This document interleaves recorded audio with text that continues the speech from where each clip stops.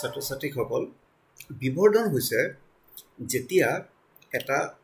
লক্ষ্যবস্তুৰ প্ৰতিবিম্ব গঠন হয় তেতিয়া হলে এই প্ৰতিবিম্বৰ কিমান আকাৰ বা উচ্চতা আৰু লক্ষ্যবস্তুৰ যেটো উচ্চতা ইয়াৰ অনুপাতক আমি এই প্ৰতিবিম্বটোৰ বা এই দাপটোৰ ক্ষেত্ৰতে বিবৰ্ধন বুলি জানিম বা ম্যাগনিফিকেশন বুলি জানিম এতিয়া এক নম্বৰ সমীকৰণ দেখিবা ইয়াৰ আগৰ ভিডিওটোত পাইছিলা এক নম্বৰ সমীকৰণ কি পাইছিলো এটো ক্ষমা কৰিবা এটো a ড্যাশ হ'ব এটো b ড্যাশ হ'ব এক নম্বৰ সমীকৰণ আছিল যে a dash b dash by ab হ'ব v by u a dash b dash কি a dash b dash hall h dash মানে প্ৰতিবিম্বৰ উচ্চতা আৰু ab হল h লক্ষ্যবস্তুৰ উচ্চতা এটোৰ অনুপাত আমি v by u লিখিব পাৰিম তেতিয়া হলে m হ'ব h dash by h এটা চাবা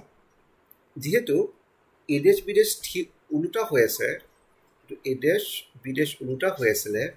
আৰু a b থিয় হৈ আছিল তো আমি নিয়ম অনুসৰি এটো মুখ্য অক্ষৰ ওপৰ ফালে যিবোৰ দূৰত্ব হেবিলাক প্লাসত লম আৰু মুখ্য অক্ষৰ তলৰ ফালে দূৰত্ববিলাক মাইনাসত লম তাৰ মানে a dash b dash টো মাইনাসত লব লাগিব সেই বুলি m হ'ব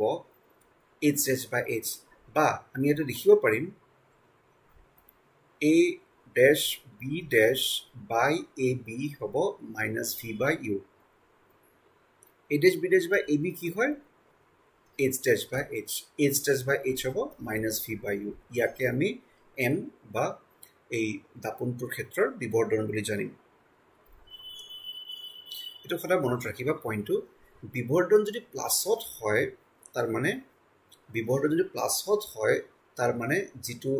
লক্ষ্যবস্তু হেতুৰ প্ৰতিবিম্বটো হট হ'ব আৰু যদি বিবৰ্ধন যদি মাইনাসত হয় তেতিয়া অহট প্ৰতিবিম্ব গঠন হ'ব